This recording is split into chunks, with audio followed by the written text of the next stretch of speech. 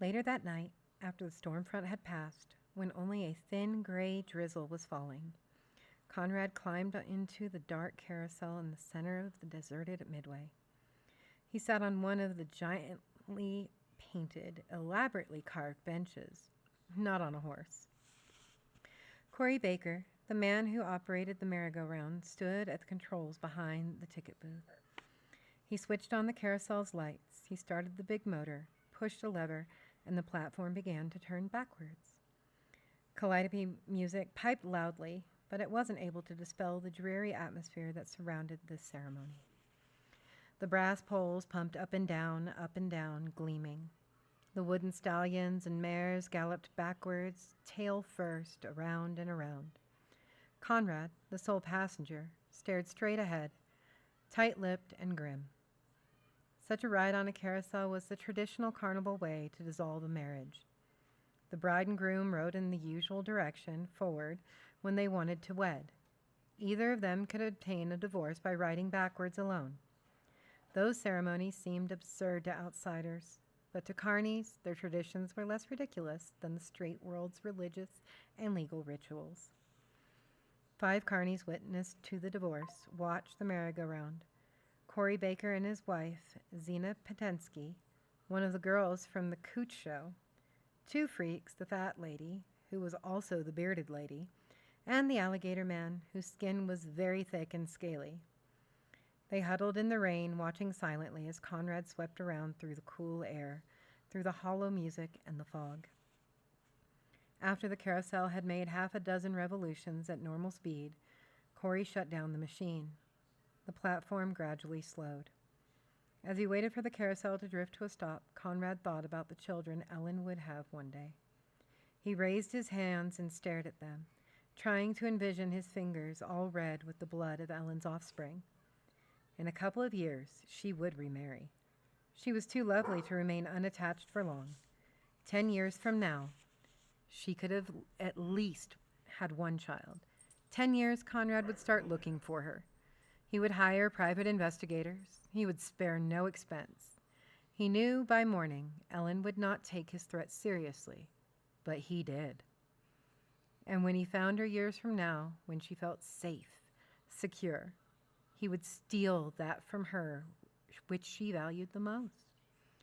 Now, more than any other time in his mostly unhappy life, Conrad Straker had something to live for. Vengeance. Ellen spent the night in a motel near the county fairgrounds. She didn't sleep well. Although she had bandaged her wounds, they still burned, and she couldn't find a comfortable position. Worse than that, anytime she dozed off for a few minutes, she was plagued by the bloody nightmares. Awake, staring at the ceiling, she worried about the future. Where would she go? What would she do? She didn't have much money. Once, at the deepest point of her depression, she considered suicide. But she quickly dismissed that thought. She might not be condemned to hell for having killed the thing that looked like a child, but she surely would be damned for taking her own life. To a Catholic, suicide's a mortal sin. Having forsaken the church in reaction to her mother's zealous support of it, having been without faith for a few years, Ellen discovered that she now believed. She was a Catholic again, and she longed for the cleansing of confession, for the spiritual uplift of the Mass.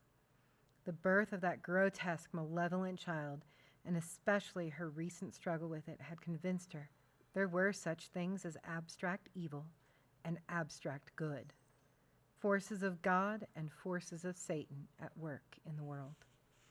In the motel bed, with the covers drawn up to her chin, she prayed often that night. Toward dawn, she finally managed to get a couple of hours of uninterrupted, dreamless sleep. And when she woke up, she did not feel depressed.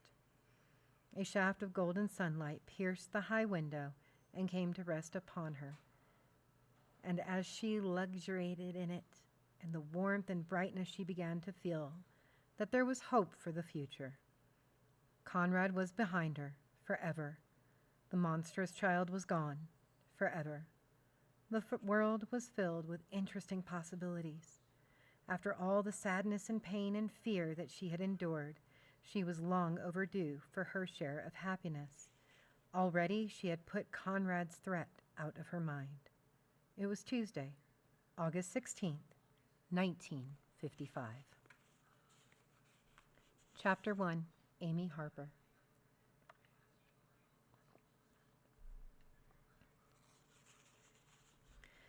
On the night of the senior prom, Jerry Galloway wanted to make love to Amy. His desire didn't surprise her. He always wanted to make love. He was always pawing at her. He couldn't get enough of her. But Amy was beginning to think she'd had enough of Jerry. Too much of him, in fact. She's pregnant. Whenever she thought about being pregnant, she got a hollow, cold sensation in her chest. Afraid of what she would have to face in the days ahead, the humiliation, her father's disappointment, her mother's fury, she shivered. Several times during the evening, Jerry saw her shivering, and he thought she was just bothered by a draft in the gymnasium air conditioning. She was wearing a lacy green off-the-shoulder gown, and he kept suggesting that she put her shawl over her shoulders. They danced only a few of the fast songs, but they didn't miss a single slow number. Jerry liked slow dancing. He liked to hold Amy close, pressing her tight against him, as they glided somewhat clumsily around the dance floor. He whispered in her ear while they danced. He told her that she looked terrific, that she was the sexiest thing he'd ever seen, and that all of the guys were surreptitiously staring at her cleavage, and that she made him hot, real hot. He pressed so tightly against her that she could feel his erection. He wanted her to feel it because he wanted her to know that she turned him on. To Jerry's way of thinking, his erection was the greatest compliment he could pay her. Jerry was an ass. As Amy allowed him to maneuver her around the crowded room, as she permitted him to rub his body against her under the pretense of dancing, she wondered why she had let him touch her in the first place. He was such a creep, really. He was handsome, of course, and he was one of the handsomest boys in the senior class. A lot of girls thought Amy had made a wonderful catch when she latched on to Jerry Galloway. But you don't give your body to a guy just because he's good looking, she told herself. My God, you've got to have higher standards than that. Jerry was handsome, but he wasn't nearly as intelligent as he was good looking. He wasn't witty, clever, kind, or more than minimally considerate. He thought he was cool, and he was at a good-paying college. But there was no substance to him. Amy looked around at the other girls in their silks and satins and laces and chiffons, in their low-cut bodice, in their empire waist dress, in their backless gowns and long skirts and pumps, in their elaborate hairdos, carefully applied makeup, and borrowed jewelry. All those girls were laughing and pretending to be ultra-sophisticated, glamorous, even world-weary. Amy envied them. They were having so much fun, and she was pregnant. She was afraid she was going to cry. She bit her tongue and held back the tears. The prom was scheduled to last until 1 o'clock in the morning. Afterwards, from 1:30 until 3 o'clock, there was an extravagant breakfast buffet in one of the town's nicest restaurants. Amy had been allowed to come to the prom, but she hadn't been given permission to attend the breakfast. It was all right with her father, but as usual, her mother objected. Her father said she could stay out until 3 because this was a special night, but her mother wanted her home by 10, 3 whole hours before the prom ended. Amy always had to be home by 10 on the weekends, 9 o'clock on school nights. Tonight, however, her father interceded on her behalf, and her mother grudgingly compromised. Amy didn't have to be home until 1 o'clock. Her mother didn't like making that concession, and later, in 100 small telling ways, she would make Amy pay for it. If Mother could have her way, Amy thought, if Daddy didn't stick up for me now and then, I wouldn't be permitted to date at all. I wouldn't be permitted to do anything except go to church. You're dynamite, Jerry Galloway whispered as he took her in his arms for another dance. You make me so hot, baby. Dear, dear Mother, Amy thought bitterly. Just look at how well all your rules and regulations have worked. All your prayers, And all those years you dragged me to Mass 3 or 4 or 5 times a week. All those nightly recitations of the rosary that I'd had to take part in before I could go to sleep. You see, Mother, you see how well all of that has worked? I'm pregnant, knocked up. What would Jesus think about that? And what will you think about that when you find out? What will you think about having a bastard grandchild, Mother? You're shivering again, Jerry said. Just a chill. A few minutes after 10 o'clock, while the orchestra was playing Scarborough Fair, and while Jerry was pushing Amy around the dance floor, he suggested they cut out and spend the rest of the night together in their own way, just the two of them. Just as he so transparently put it, proving their love to each other. This was supposed to be a special night for a girl, a time to store up on good memories, not just another cheap opportunity to screw around in the back seat of her boyfriend's car. Besides, they had arrived at the dance only 2.5 hours ago. Jerry's eagerness was unseemly and more than a little selfish. But after all, she reminded herself, he was just a horny teenager. Not a real man, and certainly not a romantic. Besides, she couldn't really enjoy herself anyway, not with everything she had to worry about. She agreed to leave with him, although what she had in mind for the remainder of their night was going to be much different from the steamy makeout session he was contemplating.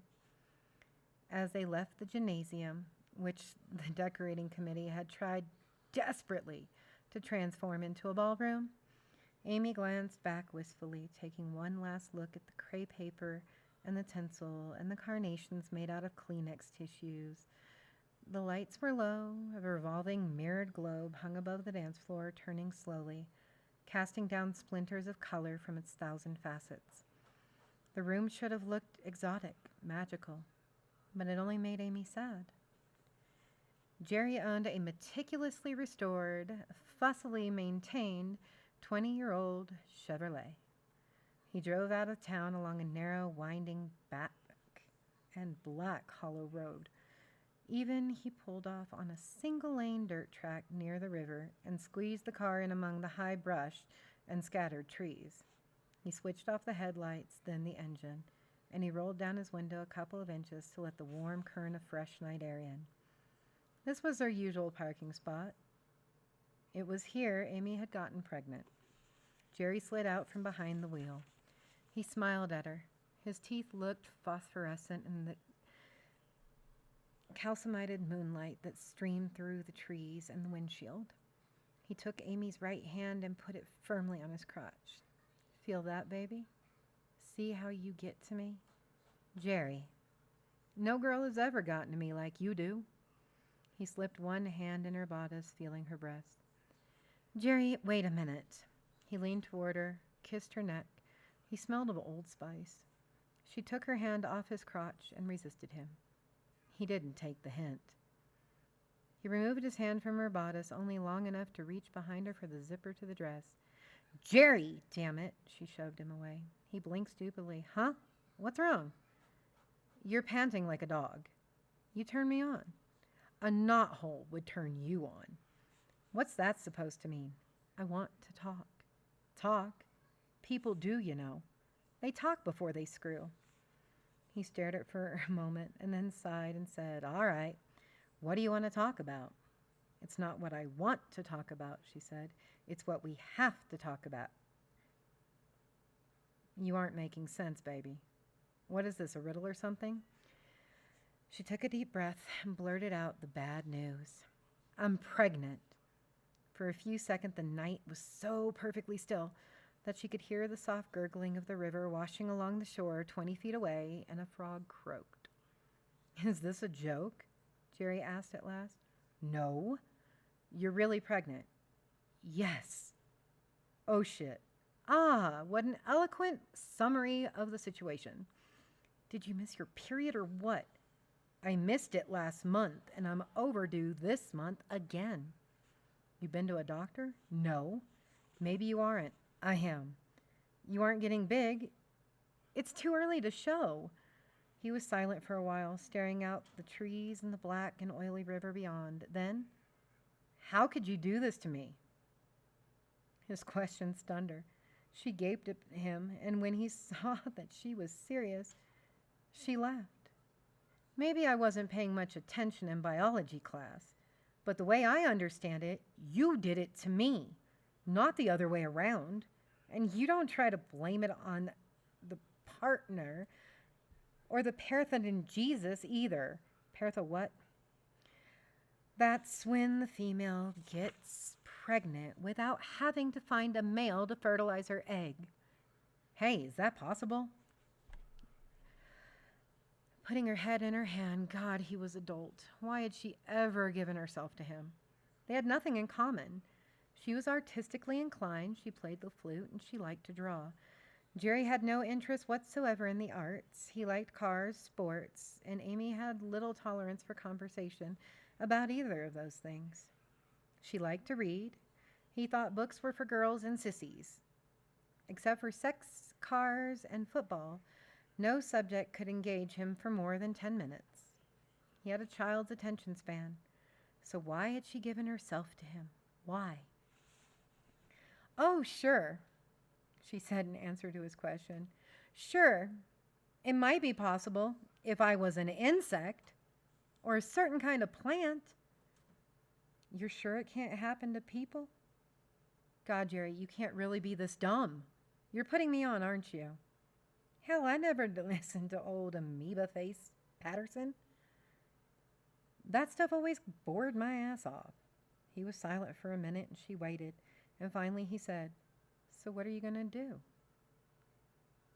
"I'll get an abortion," she said. He brightened up immediately. Yeah, that's the best thing. It really is. That's smart. That's the best thing for both of us. I mean, we're too young to be tied down with a kid." "We'll cut school on Monday. We'll find a doctor and set up an appointment to have it done." "You mean you want me to go with you?" "Of course. Why?" "For Christ's sakes, Jerry, I don't want to go by myself. I didn't want to face it alone." "There's nothing to be scared of. You can handle it. I know you can." Glaring at him, "You're coming with me. You've got to. For one thing, you'll have to approve the doctor's fee. Maybe we'll have to shop around for the best price." She shuddered. "That's up to you." "You mean you want me to pay for the abortion?" "I think that's fair." "How much?" "I don't know, probably a few hundred." "I can't." "What?" "I can't pay for it, Amy." "You've had a real job for the past 2 summers, and you work weekends most of the year. Stocking shelves in a grocery store does not pay a whole hell of a lot, Union wages. Yeah, but you bought this car and fixed it up. You have a pretty good savings account. You've bragged about that often enough." "I can't touch my savings." "Why not?" "I need every dollar for California." "I don't understand." 2 weeks from now, after graduation, I'm going to blow this stupid town. There ain't no future here for me in Royal City. What a laugh. There's nothing royal about this dump, and it sure ain't a city. It's just 15,000 people living in a dump in the middle of Ohio, which is just another bigger dump. I like it. I don't. But what do you expect to find in California? Are you kidding? There's a million opportunities out there for a guy with a lot on the ball. But what do you expect to find there? For you? She asked. He didn't understand what she meant. He didn't feel her slip the needle in.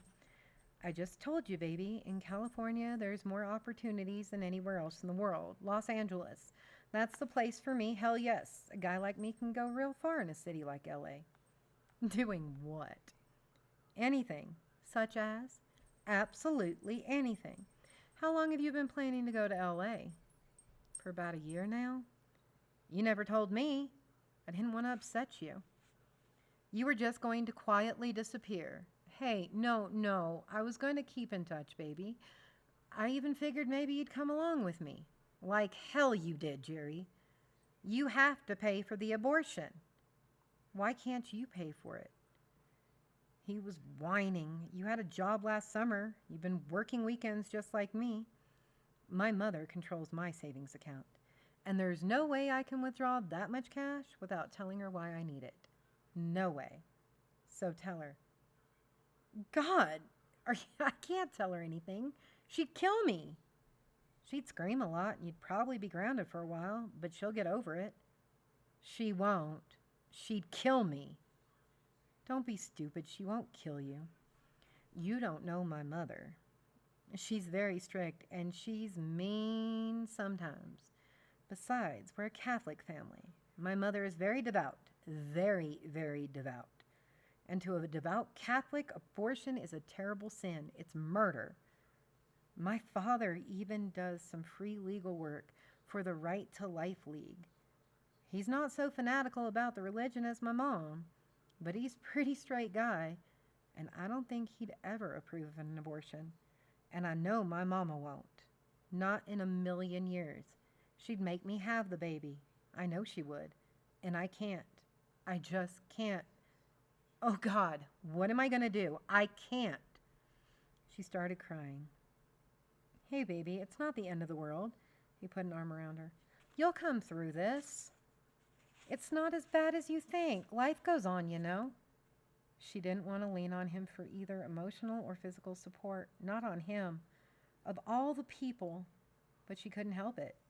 She put her head on his shoulders, despising herself for this weakness. Easy. Take it easy. Everything's going to be just fine. When the tears finally stopped flowing, she said, Jerry, you've got to help me. You have to. That's all there is to say. Well, Jerry, you know I would if I could. She sat up straight, dabbing her eyes with her handkerchief. Jerry, part of the responsibility is yours. I can't, he said firmly, taking his arm away from her. Just lend me the money. I'll pay you back. You can't pay me back in just 2 weeks. And I'll need every dollar I've got when I go to California for the 1st of June. It's just a loan, she said, not wanting to beg but having no choice. I can't. Can't. He shouted like a child throwing a temper tantrum. His voice was high, screechy. Forget it. Just forget it, Amy. I need every penny I've got for when I get out of this stinking town. Gods, I hate him. And she hated herself, too, for what she'd let him do. If you don't at least lend me the money, I'll call your parents, and I'll tell them I'm carrying your child. I'll put the heat on you, Jerry.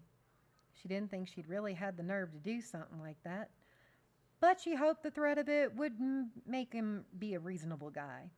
God help me, I'll even make you marry me if that's the last resort, but I won't go down alone. What do you want from me, for Christ's sakes? Just a little help. Decency, that's all. You can't make me marry you. Maybe not. But I can cause you a whole heap of trouble, and maybe I can force you to contribute to the support of the baby. You can't force me to do anything if I'm in another state. You can't make me pay up from California. We'll see about that, she said, although she thought he was probably right. Anyway, you can't prove I'm the father. Who else? How should I know? You're the only one I've been going with. I'm sure I wasn't the first. You bastard. Eddie Talbot was the first. I haven't done anything with anyone else since I started going with you 6 months ago. How do I know that's true? You know. Loathing him, she wanted to kick him, hit him, scratch his face until it was a bloody mess. But she restrained herself, hoping she might yet gain some concession from him. It is your baby, Jerry. There is no doubt about that. I never came inside you. A couple of times you did. Once is all it takes. And if you tried to nail me in court or something like that, I'd get 5 or 6 friends to swear they'd been in your pants during the last couple of months. In my whole life, there's never been anyone but Eddie and then you. They'd be committing perjury. I've got good buddies who'll do just about anything to protect me, even destroy my reputation. What reputation? Amy felt sick. It was hopeless. There was no way she could force him to do the right thing. She was alone. Take me home. Gladly. The drive back to town took half an hour. During that time, neither of them said one word. The Harper house was on Maple Lane, in solidly middle-class neighborhood of a well-manicured lawns and shrubs, fresh paint, and two-car garages. The Harpers lived in a two-story neo-colonial house, white with green shutters, and flanking the windows there were nice shrubs. Lights were on the downstairs living room as Jerry pulled the Chevy into the curb and braked in front of the house. Amy said, "Well, probably be passing each other in the halls during final exam week, and we'll see each other at graduation 2 weeks from now. But I guess this is the last time we'll be talking, Jerry." "Bet on it." "So I wouldn't want to miss this opportunity to tell you what a rotten son of a bitch you are," she said as evenly as she could. He stared at her but said nothing. "You're an immature little boy, Jerry. You're not a man, and you'll probably never be a man." He didn't respond. They were parked beneath the streetlight, and she could see his face clearly, and he was impassive. She was angered by his refusal to react to her, and she wanted to leave with the knowledge that she had hurt him as badly as he had hurt her with his comment about her reputation. But she was not very good at the veteran. She didn't have a talent for quarreling. Ordinarily, she preferred to live and let live. But in this case, the injustice she had suffered at Jerry's hands was so great that she felt an uncharacteristic urge to retaliate. She steeled herself to make one last attempt to sting him. "One other thing I want to tell you as sort of a favor to your next girlfriend," Amy said. "There's another way you're like a little boy, Jerry. You make love like a little boy. You're immature in that department, too. I kept hoping you'd get better at it, but you never did. You know how many times you managed to make me come? 3 times. Out of all those nights we made love, I climaxed only 3 times. You're clumsy, rough, and quick on the trigger. A regular Minuteman. Do your next girlfriend a favor and at least read a couple of books about sex? Eddie Talbot wasn't all that great, but compared to him, you're really a lousy fuck." She saw his face darken and tighten as she spoke, and she knew she had finally gotten to him. Feeling a sick sort of triumph, she opened the door and started to get out. He grabbed her wrist and held her in the car. "You know what you are? You're a pig, that's what. Let go of me," she said sharply, trying to pry herself loose from him. "And if you don't let go, I just might tell you how that pathetic little thing between your legs measures up to Eddie Talbot. And I'm sure you don't want to hear that." She heard herself, and she didn't like how hard and sluttish she sounded. However, at the same time, she took a fierce, primitive delight in the shock that was visible on his face. Several times over the past 6 months, she had sensed his sexual insecurity and how it quite evident was indeed an insecurity. He was furious. He did not merely let go of her wrist, he flung it away from him, as if he suddenly realized he was holding a snake. As she got out of the car, he said, "You bitch, I hope your old lady does make you keep the kid. And you know what? I hope the damn thing's not right." "Yeah, I hope it's not right. I hope it's not normal. You're such a smart-mouthed bitch, I hope you get stuck with some drooling little creep who's not normal. Your smart mouth wouldn't get you out of that one." She looked at him and said, "You're disgusting." Before he could respond, she slammed the door. He threw the Chevy in gear, stomped on the accelerator, and drove away with a protracted squeal of tires. In the ensuing silence, a nightbird shrieked. Amy moved through a cloud of acrid-brew smoke that smelled of burning rubber, and she started up the walk towards the house. After a couple steps, she began to tremble violently. When her father had approved of her staying out later than usual, he had said, "The senior prom is a special night in a girl's life. It's an event, like a 16th birthday or a 21st. There's really not another night quite like the night of a girl's senior prom." As it turned out, there was a perverse sort of truth in what he had said. Amy had never lived through a night quite like this one, and she hoped she'd never know another like it. Prom night, Saturday, May 17th, 1980. That date would be burned forever in her memory. When she reached the front door, she paused with her hand resting on the knob. She dreaded going into the house. She didn't want to face her mother tonight. Amy didn't intend to reveal the fact that she was pregnant, not just yet, in a few days perhaps, in a week or two, and only if she were left with no other choice.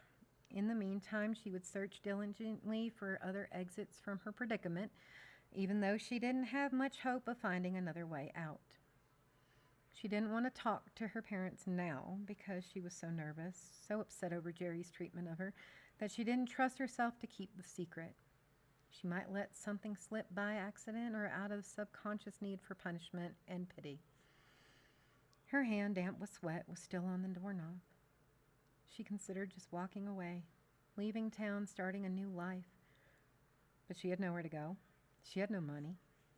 The load of responsibility she had shoulders was just about too much.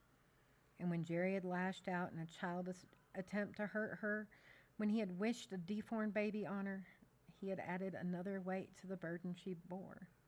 She didn't believe that Jerry's curse had any real power, of course, but it was possible that her mother would force her to have the baby, and it was possible that the baby could be or would be deformed and forever dependent upon her.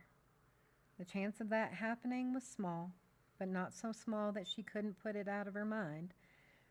Misfortune of that nature befell people all the time.